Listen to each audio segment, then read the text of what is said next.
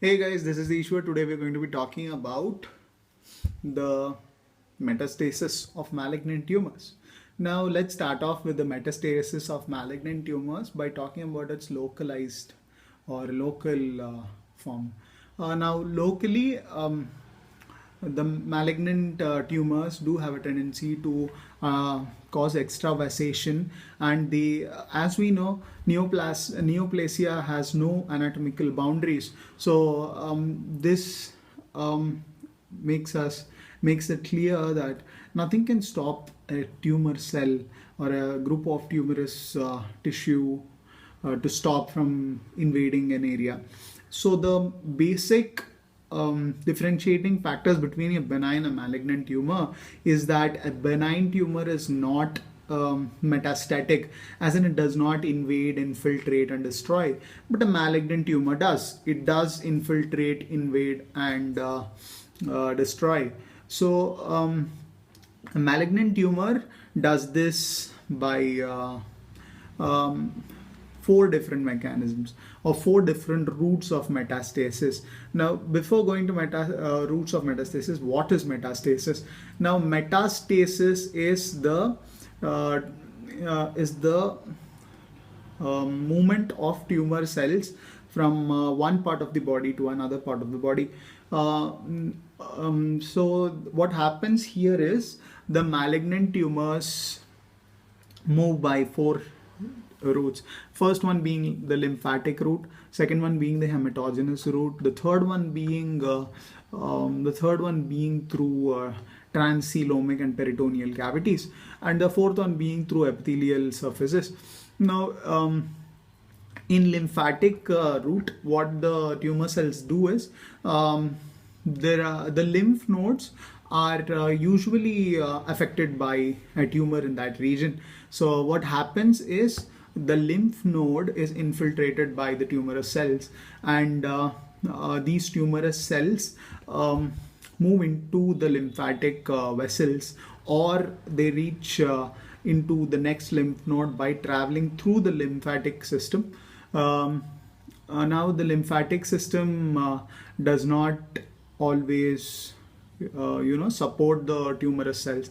Lymphatic vessels perform a variety of functions. That is, first they act by destroying some of the tumorous cells, but later on they get affected by the destruction, and when the inflammatory reaction is not sufficient, they succumb to the neoplastic cells and act as a mode of transmission for them.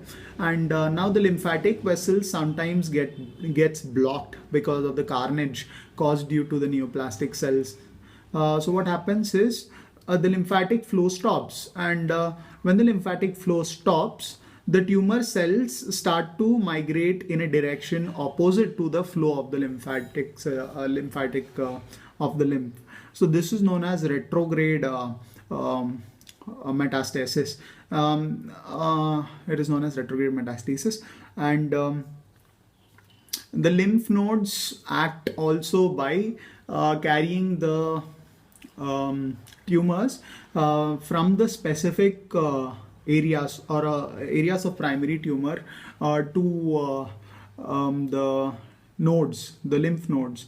The lymph nodes may be present near the subtracheal area or subperitoneal area. It might be present. And now moving to hematogenous spread. Now, in hematogenous spread, the tumor cells infiltrate the arteries. The tumor cells have a problem, okay? That is that they cannot easily infiltrate thick-walled arteries. So they can easily infiltrate capillaries and veins, but they cannot easily penetrate thick-walled arteries. So what they do is they first attack the thin-walled capillaries, which lead to the arteries, and through the capillaries they get circulated with the blood, and this is what happens. And next, moving on to intraperitoneal and transcoelomic mode of transport. So what happens in this kind of metastasis is that it is not very common, as in tumors can't usually penetrate into the transelomic cavities and peritoneal cavities, but it does happen in cases like breast cancers, where the cancerous cells might infiltrate to the lungs, or when there is a cancer in the lung, it might infiltrate to the heart. And then there are peritoneal tumors, so again heart, and in between the heart and to the abdomen, it might to the lungs. Then moving to the epithelial metastasis. Now, through the epithelial route, this is also very uncommon because the epithelial surfaces, mucus, serous layers are there, and these usually do not permit tumors to grow or form, because there's no space there. There's no space there, and so but it is seen in cases like in ovarian cancers, and where there is infiltration to uterus, or uterine cancers to the ovary, and between the alveoli and the lungs. Like if the cancer is in the lung, then it might move through the alveolus and reach the systemic circulation. And then let's move to the specific mechanism of the metastasis. Metastasis involves a lot of steps.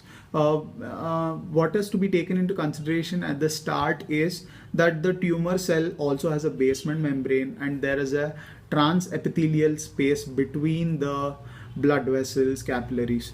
So also there is a basement membrane for the capillaries or blood vessels. So the first most important layer that acts as a protective layer for the capillaries or arteries or blood vessels is the extracellular matrix. Now the extracellular matrix needs to be dissolved or destroyed, and how this happens is an interesting phenomenon. And even the propagation of the cancer is also very interesting. So what happens is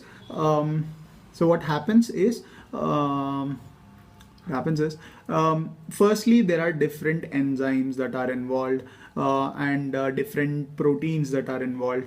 What happens at the start is, firstly, there needs to be a clonal tumor cell, and this clonal tumor cell has to start dividing and form a group of cells.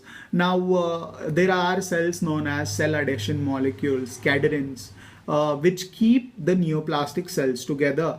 Now, these neoplastic cells need to diffuse and form individual cells so that they can penetrate into the blood vessels or capillaries through the extracellular matrix and penetrate the basement membrane. Now, what happens is the clonal cells start to produce proteins and enzymes that reverse the action of the cell adhesion molecules like cadherins. And because of the reversal of this action, they do not stay together anymore, and the diffuse cells enter into the extracellular matrix.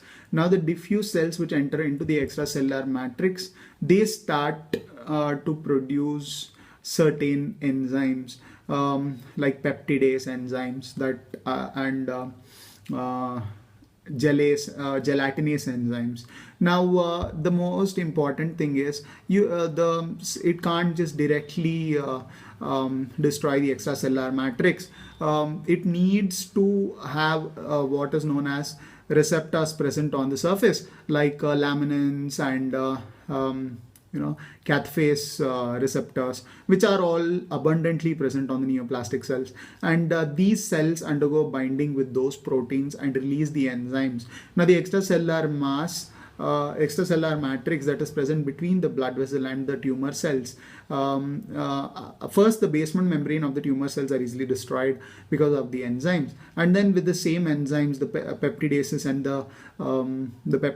and the gelatinaceous, the extracellular matrix is also dissolved. Now, after the dissolution of the matrix, the neoplastic cells break through the basement membrane of the capillaries and or blood vessels and enter the blood vessels. Now, this is where the part it gets very interesting. Now, what happens is the neoplastic cells or the tumor cells enter into the bloodstream. Now, what the neoplastic cells do is they get coated by thrombin. Now, this has a very huge advantage for the neoplastic cells. The thrombin cells and the blood components provide it with good nutrition so that as it moves through the bloodstream, infecting other areas, it stays alive, healthy, and it is capable of dividing. And also, it does not get recognized by inflammatory cells because it has a coating of the thrombus surrounding it. Now what happens is this doesn't just stop here. The extravasation might happen and this might become localized and the basement membrane may be exposed. But as the tumor cells propagate, they reach into spaces where they are capable of dividing, and at these places they stop, and at these places they start to rapidly divide, and they will get localized at that particular area after the spread from a primary tumor that may be from a far distance. So yeah, this is neoplasia. Keep up with the videos, subscribe, like. I know it was not a great video, but I'm trying my best. So yeah, stay tuned. Ciao.